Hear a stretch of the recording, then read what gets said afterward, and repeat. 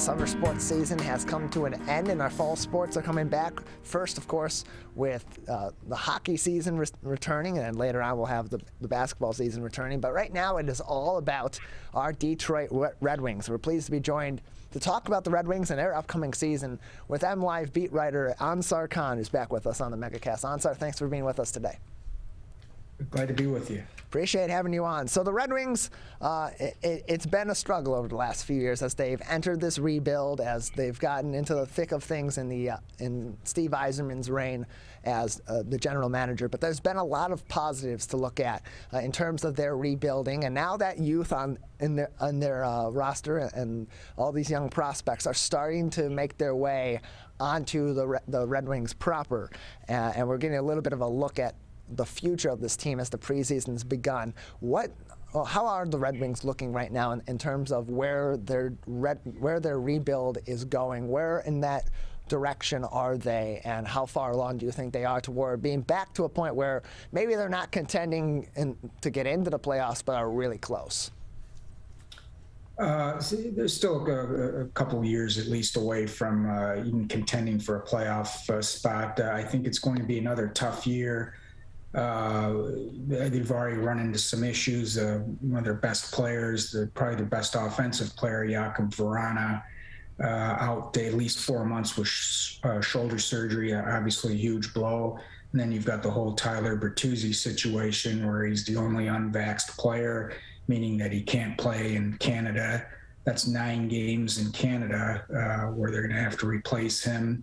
Plus, he's also coming off of a major back surgery, too. He hasn't even made his preseason debut yet, so there's some question marks there just about how effective he'll be at the start. But beyond that, there are lots of positive signs in the preseason as far as their future goes. A couple of their two most prized prospects have really played well. Lucas Raymond has been just terrific in the preseason. He's played 3 games. He has 2 points in each game. He's really been one of their best players, if not their best player.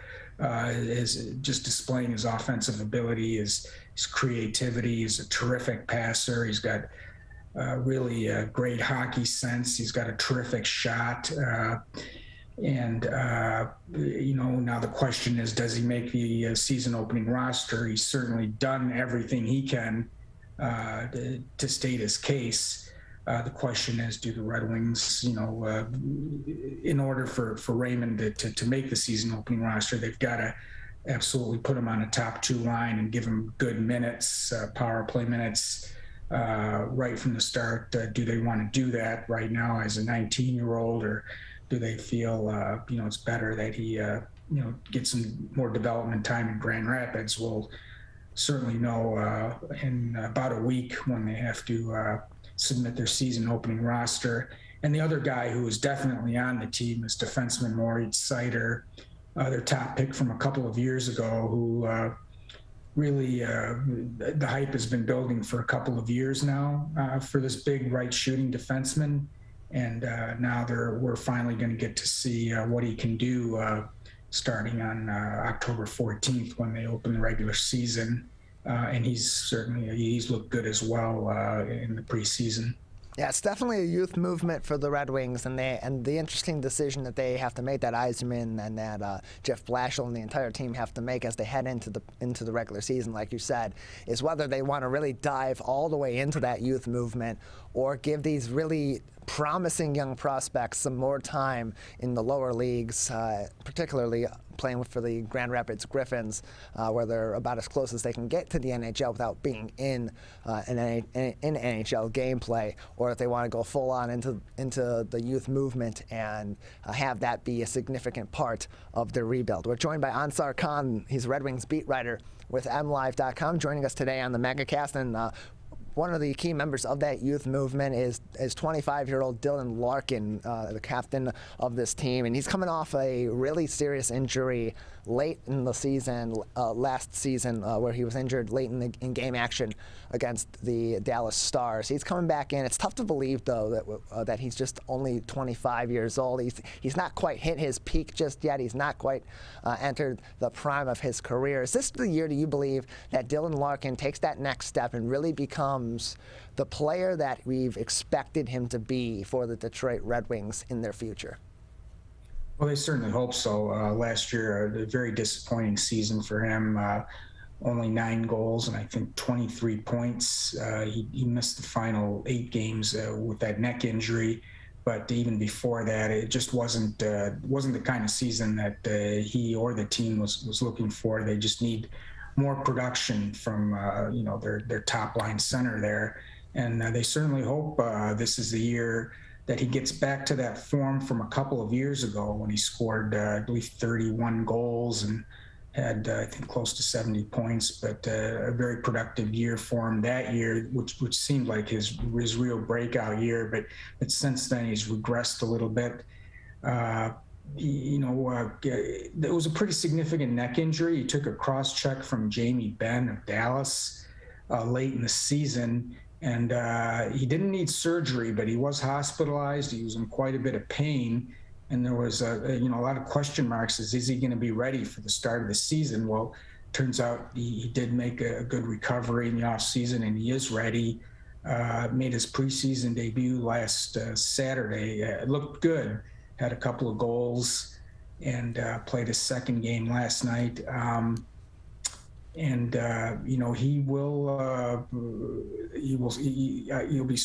play maybe one more preseason game to get ready for the year.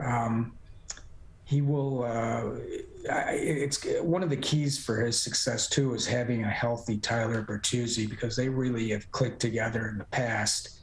Now the question is getting Bertuzzi ready. He's also coming back, like I said, from the back surgery. If those two can be healthy and get back to where they were a couple of years ago, that certainly would be a huge boost for the team. We're joined by Ansar Khan. He's a Detroit Red Wings beat writer with MLive Media Group, and he's joining us today to talk about the Red Wings, who are in the thick of their preseason right now, heading toward the regular season that will begin in October, with a lot of questions, but also a very bright future ahead of them as well, as Steve Yzerman's done a really nice job of retooling this roster and positioning the Red Wings for some success in the future. And one of the questions that comes up with that repositioning and with this rebuild is the role of Jeff Blashill, because he's been the head coach for the Red Wings for a number of years now at this point. They've not been very good during his reign, especially in recent years. And part of that is just because of the roster turnover and this youth movement and going into this rebuild 100%. But he was re-signed to a 2-year extension after last season. What ultimately led to that decision for the Red Wings to extend his contract, especially knowing that the fan base is not exactly satisfied with Jeff Blashill? Is that really more centered around his past, having been so critical in developing a lot of players as the head coach of the Grand Rapids Griffins and being having a really nice year as the head coach of Western Michigan's hockey team as well? Yeah, Steve Yzerman basically feels that Jeff Blashill is a good coach in a bad situation. He just does not have a lot of talent to work with. So they believe in him, and his performance for the last several years wasn't going to be based on the team's record. It was going to be based on just how the development of the younger players, how that was progressing. And Yzerman clearly was satisfied with that last year to sign him to an extension, because it is very rare. Like you mentioned, this is his, I believe, 7th season, if I'm not mistaken. Yes. 6, he made the playoffs his first year, and that was the end of the 25-year playoff streak. And now 5 straight seasons now missing the playoffs. It's very rare, especially in the NHL, where coaches have a very short shelf life for somebody, especially who hasn't had that success, to stick around like he has. But it shows what Yzerman and the organization think of him. And once again this year, it'll be the same thing. They're certainly not expecting big things from the team, but they want to see some improvement in the standings. And more importantly, they want to see these young players, get closer to reaching their potential. They want to see, Philip Zadina. He's going to be a huge key. That's the guy that their number 6 pick from 2018. They really need to see him take a step. and other young players. They saw it from Phil Hronek the last couple of years. They want to see him continue to progress. Like we mentioned, Maurice Cider in his rookie year. Raymond, if he makes the team at the start, he will at some point this season, but certainly if he makes the team at the start, they want to see him have a good year, and just basically all the young players going down the list. If they take a significant step this year, that's how Jeff Blashill is going to be ultimately evaluated by the front office. Yeah, and 2 more seasons gives a little bit of that leeway for him to make those strides and get the Red Wings in a position where they're inching toward the playoffs, maybe getting into the playoffs and being one of those teams that gets there and has a decent performance and goes out in one of the early rounds, but is at least moving in that direction. 2 years gives you that kind of litmus test for, okay, now you've got all this young talent. They're about ready for the NHL. Are you able to get them to take that next step? Are you able to finally get things to click with Dylan Larkin and start to see this team position itself to be a perennial contender in the Eastern Conference for years to come? And those 2 years kind of give them that opportunity to show up or shut up in this case. Yeah, but I want to caution you too. There's nothing that would prevent them from moving on from Blashill after 1 year, or even during the course of the year if things go south in a hurry and they don't like what they're seeing. Yzerman has fired one coach in Tampa Bay mid-season. Yeah. His first coach that he hired for the Lightning, Guy Boucher, who had success early on, but then after a couple of years, the team started to go in the wrong direction, and he was fired mid-season, replaced by John Cooper, their AHL coach, and you can see the success that Cooper, who incidentally is a good friend of Jeff Blashill, that he has had since then at Tampa Bay. We're joined by Ansar Khan. He's the Red Wings beat writer for MLive Media Group, with us today on the MegaCast, talking about the Detroit Red Wings as they're in the middle of their preseason action. They had a game last night against the Chicago Blackhawks, and they begin their regular season later on this month. And one of the interesting developments over the off-season was the acquisition of Alex Nadelkovic in a trade. They were able to bring in that 25-year-old goaltender. They also have a 35-year-old goaltender, returning Thomas Greiss, and that situation is interesting because on the one hand you have a veteran goaltender in both situations that have had veteran goaltenders in both situations. One, of course, significantly younger, is a guy that you can kind of invest in as a future piece and as the goaltender potentially of the future for the Detroit Red Wings if he plays well enough. And the other is a well-experienced veteran that may be better suited for the immediate situation. Where do you see that goaltending situation going? Is this Nedeljkovic's job to lose, or is this another situation where you're going to let the young guy develop a little bit, give him some game action, but Greiss will be the primary goaltender?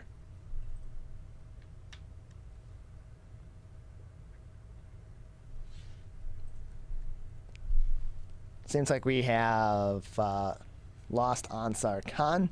He's frozen up here just a minute, so we'll pause. We'll keep it right here while we try to get him back in, see what's going on there. We're joined by Ansar Khan, talking about the Detroit Red Wings and their upcoming season here, previewing their 2022 season, which kicks off on October 14th at Little Caesars Arena, where the Red Wings will take on the defending NHL, the Stanley Cup champions, the Tampa Bay Lightning, the team that, of course, was in part built by the current GM, Steve Yzerman. So, Ansar, I was talking about before we lost you there for a moment, about the Red Wings goaltending situation, because it's a really interesting situation where you have a 35-year-old goalie in Thomas Greiss, and then you also have a 25-year-old goalie that the Red Wings acquired over the offseason, in Alex Nedeljkovic. Do you see this as being Nedeljkovic's job to lose, or is he another one of those players that's going to be, well, give him some game action, he'll be on the NHL roster, but we're going to try to continue to develop him for another year, another 2 years before he's our primary goaltender that we know is just rock solid? Yeah, no, it's pretty much Greiss's job to lose, although Blashill indicated it's going to be more of a 50-50 split towards the start of the season. And then if one goalie separates himself as the clear number one, he'll be that guy.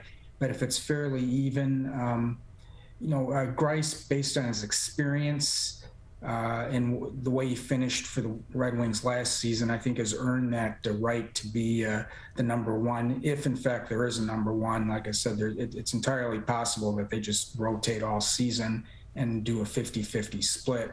But really, it's going to depend on how they play.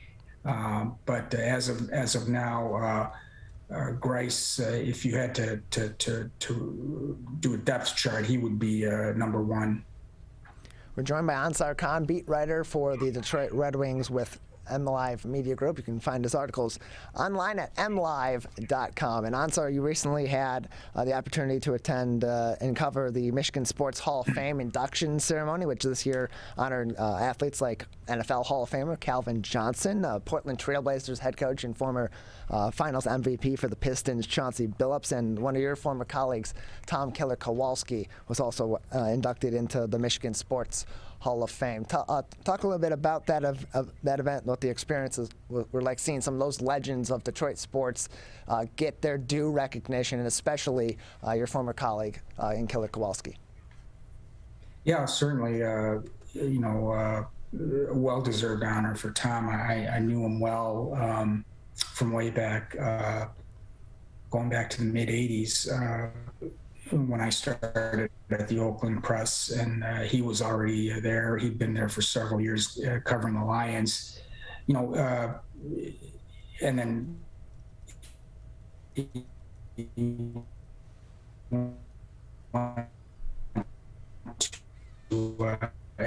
MLive, Booth newspapers.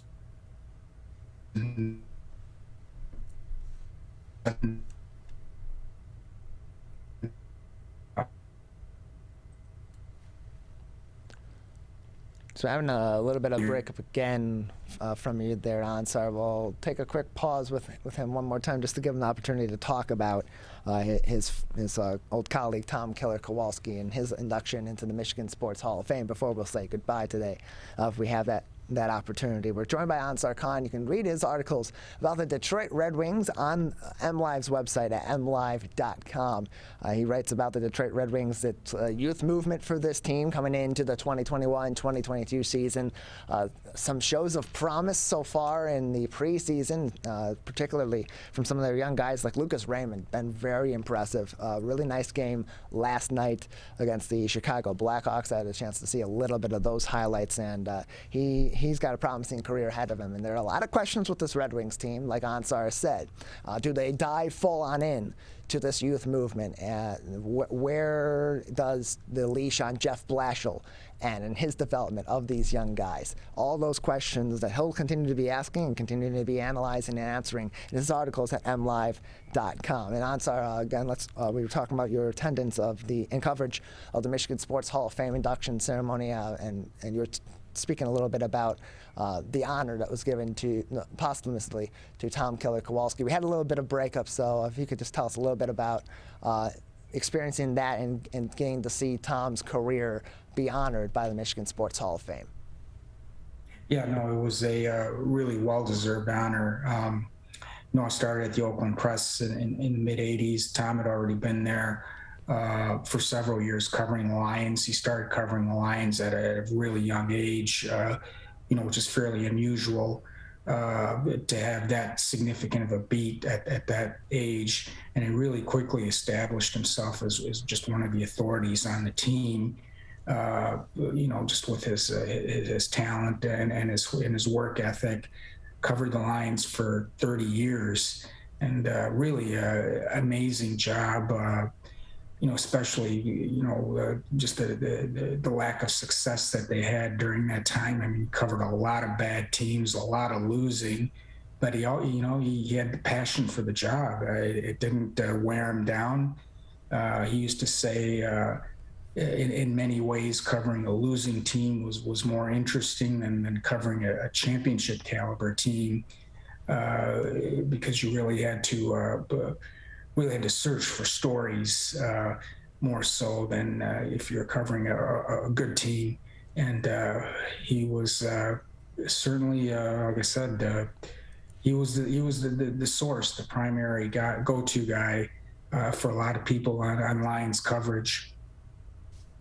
We're joined by Ansar Khan, Red Wings beat writer for MLive.com, with us today on the MegaCast. Ansar, anything else that we should be keeping an eye out for with this Red Wings team in the 2021-2022 season before we say goodbye today? No, I think the main thing with this team is just seeing, like we talked about, just the development of the young players, how Cider is going to fare in his rookie season, whether Raymond starts the season with the team, or if he doesn't, he certainly will get a look at some point how he does. Filip Zadina, that's a guy that they really need to take the next step here. Alex Nadelkovic, goalie, who's 25 but only heading into a second season. Can he repeat the success that he had last year in Carolina? That's really going to be what defines this team this season, is how those young players fare. Dylan Larkin, who's a little bit older than that in a different category, but still fairly young. Can he rebound? Tyler Bertuzzi, coming back from back surgery, another guy in the kind of the same age group as Larkin. That's going to be the primary focus of this team is just, can these young guys take the next step? And those are big questions for Red Wings fans and for the organization as well to be answered here in the near future. Ansar, appreciate your insight and thanks for joining us today. Glad to be with you.